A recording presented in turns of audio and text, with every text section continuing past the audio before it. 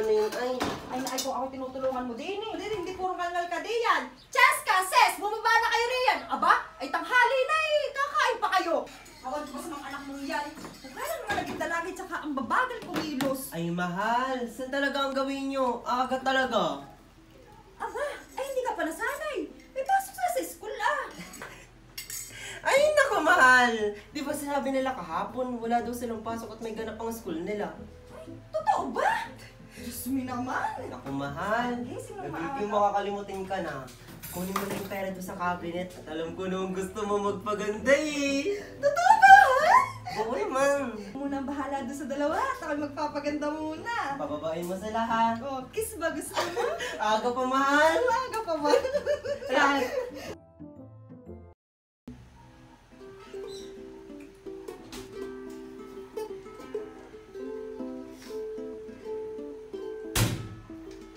Abay, anong oras na? Ba't di pa kayo nakakain?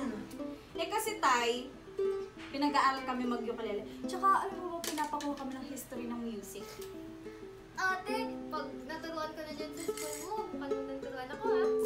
Wag na, sa senior high school mo na lang. Oh, tayo, si ate pa. Abay, di nyo lang pinaghihintay ang pagkain. Nag-aaway pa kayo sa harap ng pagkainan. Akin na nga muna yung kilala mo. Akin na! At kayo kumain muna. At pagkatapos yung pumunta kayo sa lola nyo. At dun masasagutan nyo yung ginagawa nyo. Oh, ay ano naman kinalaman ni Lola Ruth? Wis, parang di ka pa nasanay. Alam mo namang kahiligan ni Lola ang mga instrumento. Abay, di nyo ba alam? Ako tinuruan din ako ng bata ako ng lola nyo. Kasi di ko talaga hilig eh. O Shala, kayo kumain muna dyan. Kita Alma! Aba. Si Lola po. Ay na, ayun oh. Ba't kayo ngayon lamang? Tay, ito na po yung mga pagkain mo. Ay oo, kanina pa rin nag-aantay. Oh, tingnan nyo naman oh. Eh kasi po, itong si Miss Ukulele, eh may patugtog-tugtog pang lamang. Ay, hala, tama na yan at kayo sundan nyo na dun. At ito'y tatapusin ko lang. Ano nang init? Paano ba, tita? Ito na oh. Sige na ako sa sunod. Tatapusin ko lang.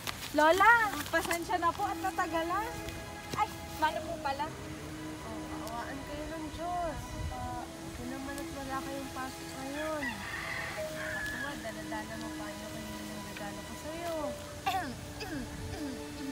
Oo na. Ikaw yung regalohan ko rin ng ganyan sa inyong kaarawan, ha? Siya nga po pala, Lola. Nakwento po sa akin ni Papa na kung natatandaan niyo pa daw po yung mga napag-aralan niyo sa Universidad ng Tanghalan. Ayun ba? Ang dami kong natutunan noon. Ako nga, hindi ko pa nakilala ang lolo niyo eh. Eh, Lola, si ate po, may gusto siyang itanong sa inyo kasi po, meron po silang asignatura sa paaralan nila eh. Ay, opo, Lola. May kailangan daw po kami tungkol sa kasaysayan ng musika. Kahit ano daw po, basta tungkol sa musika. Abay, napakaswerte mo naman ata. Dahil sa lahat ng pinag-aralan ko noon, yan ang pinaka-nagustuhan ko. Halika't makinig ka ha. Nagsimula kasi yun ay nung pag ginamit mong string ng violin ay magkukos siya ng acceleration o disposition ng string. Nung nadiskubre ng mga Greek o mga naninirahan sa bansang Greece na ang ibang string daw ay makakapag-produce ng iba't ibang musical tones. Pag mas mataas mong plinok ang string, mas mataas din ang vibration o tunog nito. Then makikita mo pala ang pitch of tone depende sa frequency of vibration. Diba? Depende kung paano mo papatunugin ang string. Noong 1714 naman, ito ha, sulat niyo po. Si Brooke Taylor, isang mathematician, ay may sinulat na libro tungkol sa fundamental vibrational frequency. Doon may makikita kang tatlong terms. Una ay kung gaano ka kahaba. Pangalawa, tensyon, at ang pangatlo ay density. Ito pa si John Lee Rondi Alambert. Siya naman ang nagsabi na ang wave daw ay pwede maging iba't ibang hugis, depende sa'yo. Si Len Harda Euler ay na-figure out kung paano kunin ang wave equation. At yun ay niresponse niya sa ginawa ni John Lee Rond. Kasunod naman Alam nyo na bukod sa string ng violin ay pati drum dito. Papasok si Einstein, yung kanyang mass at energy. Tas grabe ang pinagkaiba, lalo na nung sinamahan ito ng kuryente at magnet. Alam nyo ba na ang ibig sabihin ng electromagnetism? Yun yung pinagsamang electricity at magnet noong 1831. Si Michael Faraday ay sinabi niya na ang electricity raw at magnet ay ang dalawa upang magkaroon ng electromagnetism. Tapos si James Clerk Maxwell naman ay gumamit ng mathematical equation para ma-describe yung kay Faraday na ginawa. And noong 1834, nakabuo siya ng 4 na equation. Ang una ay ang Gauss law for electric fields. Pangalawa ay ang corresponding formula for magnetic fields. Pangatlo, ang Faraday law on magnetic induction. At yung last ay yung Ampere's law plus Maxwell displacement current. At alam niyo bang yung 4 na yan ang naging daan upang mas lumago ito sa field natin? Pero ito daw 4 na ito ay nagkaroon ng nakaka-curious na balanse sa pagitan ng kuryente at magnet at paano nakaka-apekto sa kanilang dalawa. Pero ang mahalaga na ang wave equation na ito ay mas nakatulong. Ay naku ako, inaaral sa amin yan noon kasi bago daw kami matutong tumugtog, dapat may alam muna kami kung doon. Parang sa buhay lang yan ako. Kailangan alam mo yung ginagawa mo.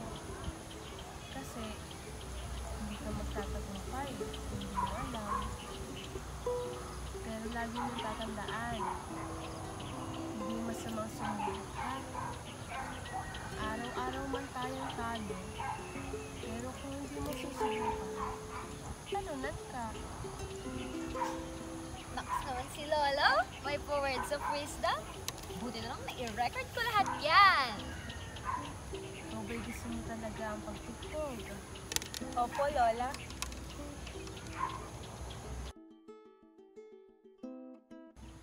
O siya, Alina. At doon na lang natin kainin sa bahay ang mga dalagang pagkain. Sige po.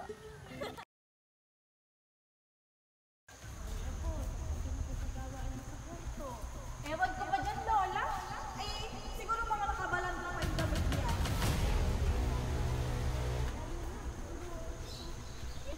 Yay!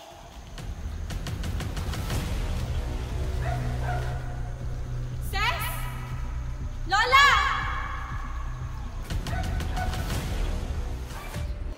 Okay ka lang? Ha? Ano yun? Ano yun? Ano yun? Si Tatay! Anong nangyari? Tita! Ano yun? Sabi mo ako. Paliwanag mo sa akin. Tita!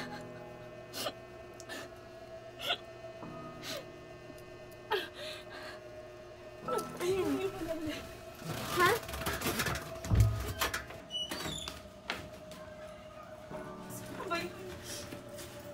Ano yun? Ano meron? Yung ukulele, tita, nasa na yun? Ayun, ayun.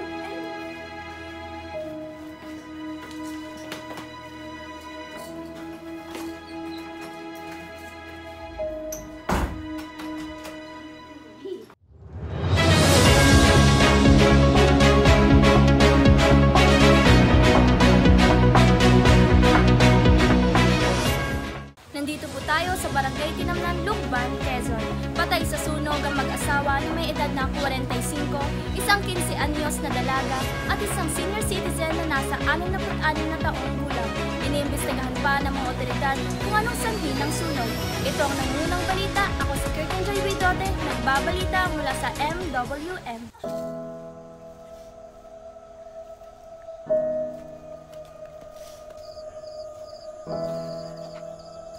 Patay sa sunog ang mag-asawa na may edad na 45, isang 15 anyos na dalaga at isang senior citizen na nasa 66 na taong gulang.